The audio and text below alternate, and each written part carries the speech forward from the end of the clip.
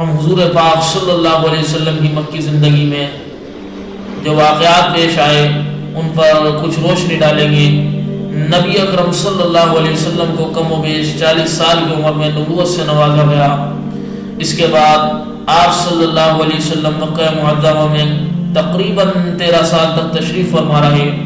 اس سلسلے کی کچھ باتیں پہلے آ چکی ہیں کہ شروع میں کتنے مشکل حالات پیش آئے اور آپ صلی اللہ علیہ وسلم کے راستے میں کس طرح سے رکاوٹیں ڈالی گئیں، لیکن اللہ تبارک و تعالی بتدریج ایسی صورتیں پیدا فرماتے رہے کہ آپ صلی اللہ علیہ وسلم کو قوت حاصل ہوتی رہی۔ اس سلسلے کا ایک اہم واقعہ پیش آیا کہ آپ صلی اللہ علیہ وسلم کے چچا سیدنا حضرت حمزہ رضی اللہ تعالیٰ عنہ جو خاندان کے بے باک بہادر اور نوجوان تھے اور پیغمبر صلی اللہ علیہ وسلم کے خالہ زاد اور رضاعی بھائی بھی تھے، ابھی تک اسلام نہیں لائے تھے۔ اتفاق ایسا ہوا کہ وہ شکار کو گئے ہوئے تھے۔ اسی دوران ملعون ابو جہل نے پیغمبر صلی اللہ علیہ وسلم کے ساتھ بڑی بدتمیزی کی اور بہت برا بھلا کہا۔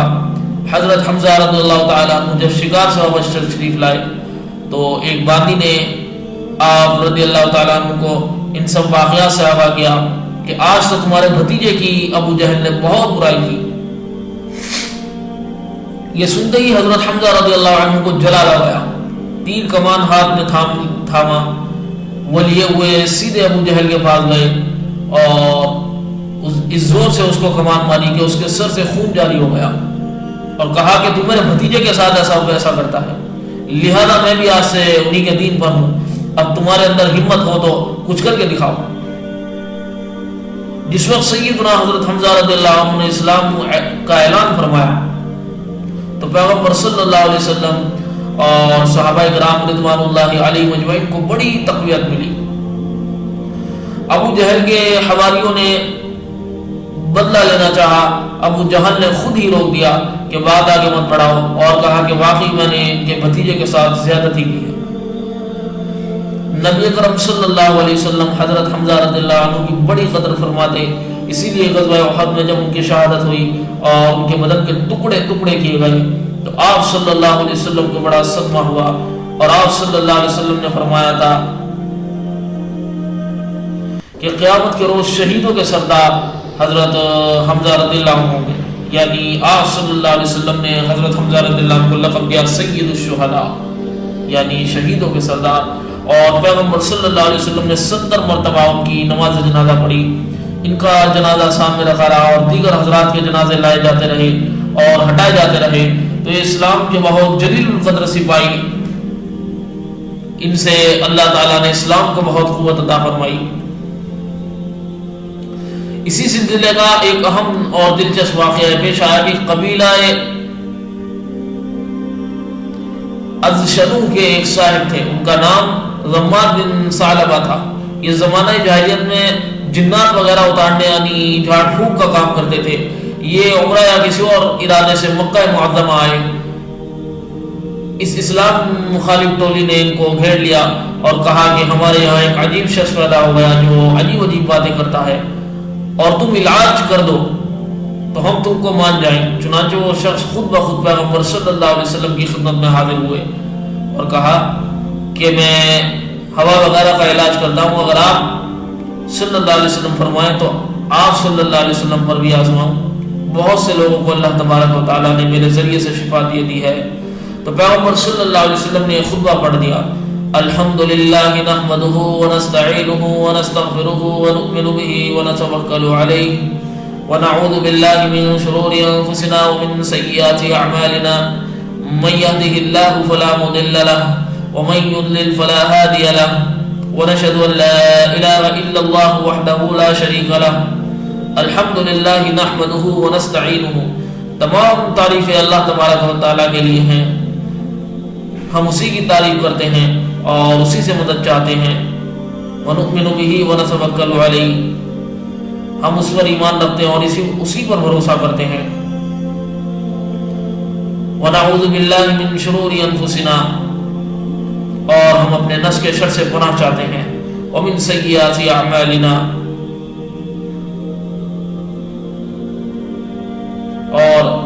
اپنے برے اعمال سے. من یهده اللہ فلا مضل لہ، جسے اللہ تبارک و تعالیٰ ہدایت دے دے اسے کوئی گمراہ نہیں کر سکتا. ومن یضلل فلا ہادی لہ، اور جسے گمراہ کرے اسے کوئی ہدایت نہیں دے سکتا. ونشهد ان لا الہ الا اللہ وحدہ لا شریک لہ، اور ہم گواہی دیتے ہیں کہ اللہ تبارک و تعالیٰ کے سوا کوئی معبود نہیں، وہ اکیلا ہے، اس کا کوئی شریک نہیں. وحدہ لا شریک لہ.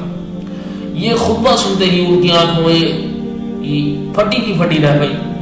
انہوں نے کلمات 3 مرتبہ سنا اور پھر یہ کہنے پر مجبور ہوئے کہ میں نے کاہنوں، جادوگروں اور شاعروں کی باتیں سنی ہیں، مگر ایسا پر اثر کلام تو میں نے کسی سے نہیں سنا.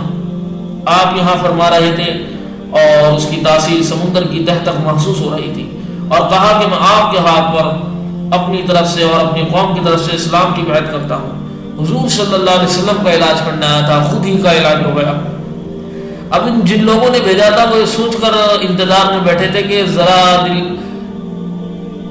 دل لگی ہو گئی، لیکن جب دیکھا کہ تدبیر الٹ گئی تو سب کی گردنیں لٹک گئی. بھیجا تھا اس لیے کہ پیغمبر صلی اللہ علیہ وسلم کو زج اور تنگ کریں گے. اللہ تبارک و تعالیٰ نے خود اسی کو ہدایت سے سرفراز فرما دیا. اس سے اسلام کو بڑی تقویت ملی. اس زمانے میں 2 شخص خاص طور پر اسلام کے لیے سب دشمن سمجھے جاتے تھے، اور ایسا تصور تھا کہ اگر ان لوگوں نے اسلام قبول کر لیا تو ہو سکتا ہے کہ اور لوگوں پر اچھا اثر ہو. ان میں سے ایک ابو جہل تھا جو ہر دشمنی اور مخالفت میں آگے رہتا تھا. دوسرے سیدنا حضرت عمر فاروق رضی اللہ تعالیٰ عنہ تھے، اور یہ دونوں اسلام اور مسلمانوں کے خلاف مل کر پلان بنایا کرتے تھے. جناب رسول اللہ صلی اللہ تعالیٰ علیہ وسلم نے پیر کے دن دوپہر کے وقت دعا فرمائی کہ الہ العالمین، عمرو بن ہشام یعنی ابو جہل کا نام تھا، یا عمر بن الخطاب میں سے جو تجھ کو زیادہ پسند ہو، اس کے ذریعے سے اسلام کو قوت عطا فرما. پیر کے دن دعا ہوئی، پھر منگل کے دن دعا ہوئی، پھر بدھ کے دن دعا فرمائی تو یہ بشارت ملی کہ انشاءاللہ دعا قبول ہوگی، اور ان میں سے ایک یعنی عمر بن الخطاب رضی اللہ تعالیٰ عنہ کو ہدایت نصیب ہوگی.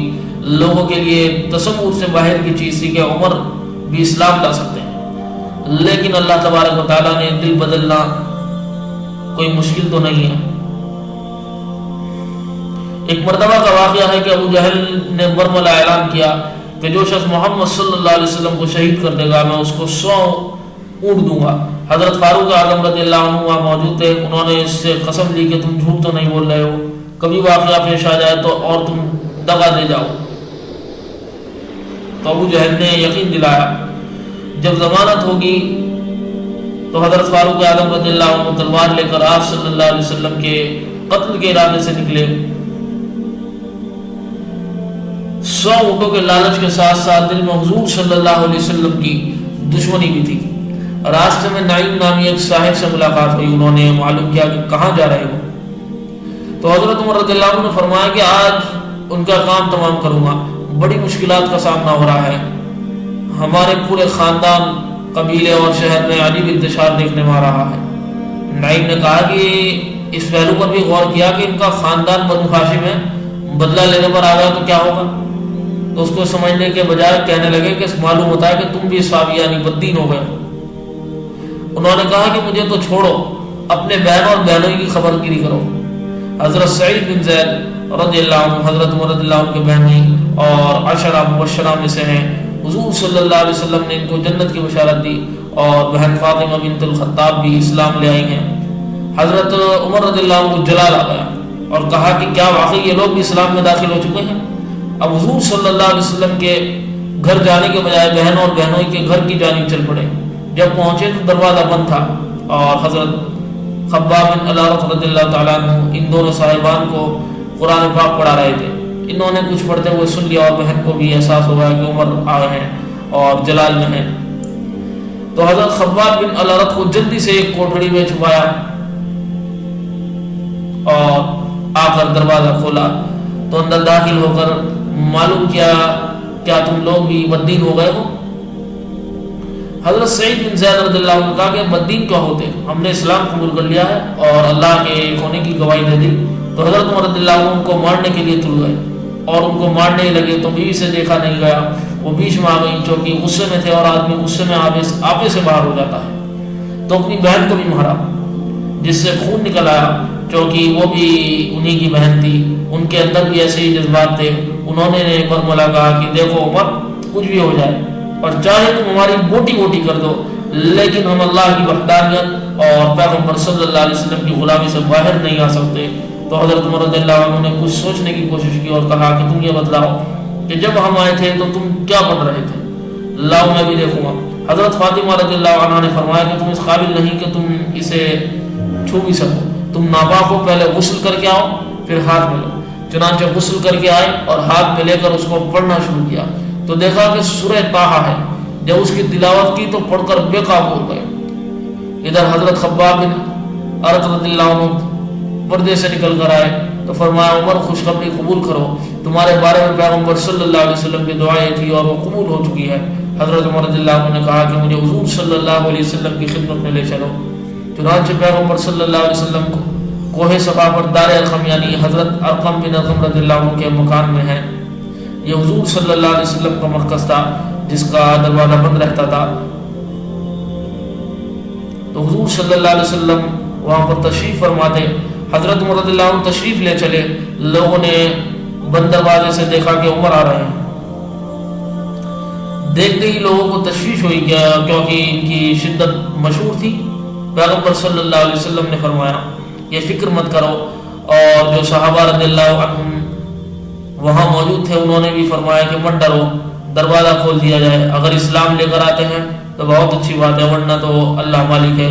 چنانچہ حضور پاک صلی اللہ علیہ وسلم کی خدمت میں حاضر ہو کر اسلام قبول کیا. جتنے صحابہ رضوان اللہ علیہ مجمعین وہاں پر موجود تھے سب نے نعرہ تکبیر بلند کیا اور پورے مکہ کے اندر اس کی آواز گونج گئی. اس کے بعد حضرت عمر رضی اللہ عنہ کفار کے بڑے مجمع میں تشریف لائے اور فرمایا سن لو، میرا نام عمر ہے، میں نے حضور صلی اللہ علیہ وسلم کا دین قبول کر لیا ہے، جس کو جو کرنا ہے کر لے. حضرت عمر رضی اللہ عنہ کے اسلام لانے کے بعد وہ صحابہ رضوان اللہ علیہ مجمعین جو چھپ چھپ کر نمازیں پڑھتے تھے ان کو یہ ڈھارس پیدا ہو گئی کہ وہ برملا مسجد حرام میں آ کر نماز پڑھتے تھے. کسی کو روکنے کی ہمت نہ ہوتی تھی. اللہ تبارک و تعالیٰ نے حضرت عمر رضی اللہ تعالیٰ عنہ کو یہ مقام عطا فرمایا. حضرات علماء کرام نے لکھا ہے کہ حضرت عمر رضی اللہ عنہ مراد پیغمبر صلی اللہ علیہ وسلم ہیں. اللہ تبارک و تعالیٰ سے مانگا ہے کہ ہمیں دین کی تقویت کے لیے عمر رضی اللہ عنہ مرحمت فرمائی ہے. اور واقعی اللہ تبارک و تعالیٰ نے ان سے دین کی تقویت کا جو کام کیا ہے اس کی نظر نہیں ملتی. فاروق ان کا لقب ہے. فاروق کا معنی حق اور باطل میں امتیاز کرنے والے کے جاتے ہیں. جس طرح سے حضرت ابو بکر کا لقب صدیق ہے، یعنی تصدیق کرنے میں کمال، انتہائی اعلیٰ درجے کی تصدیق ان کی ہے. حضور پاک صلی اللہ علیہ وسلم نے فرمایا تھا کہ عمر تمہارا حال یہ ہے کہ اگر کسی گلی سے گزر جاؤ تو شیطان آتا ہوا راستہ کاٹ دیتا ہے کہ عمر رضی اللہ عنہ آ رہے ہیں. اور مزید فرمایا ان الشیطان لا یخاف منک یا عمر، اے عمر رضی اللہ عنہ شیطان تم سے ڈرتا ہے. اللہ اکبر! آپ سوچے کس لیول کا ایمان ہوگا. شیطان کے اوپر بھی ایسا رعب اور دبدبا ہے. اور آپ نے فرمایا کہ اگر میرے بعد نبوت کا سلسلہ باقی رہتا تو عمر رضی اللہ عنہ کو نبی بنایا جاتا. لو کان بعدی نبیا لکان عمر رضی اللہ تعالیٰ عنہ. لیکن نبوت جاری نہیں ہے، اسی لیے حضور پاک صلی اللہ علیہ وسلم فرماتے ہیں، حضور صلی اللہ علیہ وسلم خاتم النبیین ہیں. انا خاتم النبیین و خاتم النبیین ہوں، لا نبی بعدی، اب میرے بعد کوئی نبی نہیں ہے. جو حضور صلی اللہ علیہ وسلم کے بعد نبوت کا دعویٰ کرتا ہے وہ جھوٹا ہے، کذاب ہے، دجال ہے. یہ واقعہ 6 نبوی میں پیش آیا، لیکن بہرحال پریشانی کا سلسلہ تھا اور لوگ تنگی میں تھے، طرح طرح کے حالات پیش آتے تھے. تو اللہ تبارک و تعالیٰ کے حکم سے پیغمبر صلی اللہ علیہ وسلم نے صحابہ رضوان اللہ علیہ مجمعین کو اجازت دے دی کہ اگر آپ لوگ مکہ کے علاوہ کسی جگہ جانا چاہیں تو چلے جائیں اور وہاں پر دین پر عمل کرنے میں جو سہولتیں ہوں ان کو اختیار کر لیں. خبر ملی کہ حبشہ کے علاقے میں ایک عادل، منصف اور نرم مزاج بادشاہ ہے جس کا لقب نجاشی اور نام اشحمہ تھا. چنانچہ 5 نبوی میں ایک چھوٹی سی جماعت جس میں 12 مرد اور 5 عورتیں تھیں، جس میں حضرت عثمان غنی رضی اللہ تعالیٰ عنہ اور آپ رضی اللہ تعالیٰ عنہ کی اہلیہ حضرت رقیہ رضی اللہ تعالیٰ عنہ پیغمبر صلی اللہ علیہ وسلم کی صاحبزادی بھی حضرت عثمان غنی رضی اللہ عنہ کے ساتھ تھی. یہ جماعت مکہ مکرمہ سے نکل کر حبشہ چلی گئی. کفار نے پیچھا بھی کیا، چونکہ حبشہ جانے کے لیے سمندر پار کرنا پڑتا ہے، لیکن یہ لوگ کشتی میں سوار ہو چکے تھے، اس طرح سے حبشہ پہنچ گئے۔ کچھ ہی دنوں بعد ان کو کسی ذریعے سے خبر ملی کہ مکہ کے سب لوگ مسلمان ہو چکے ہیں، چنانچہ وہ پھر واپس آ گئے۔ یہاں آ کر پتہ چلا کہ خبر جھوٹی ہے۔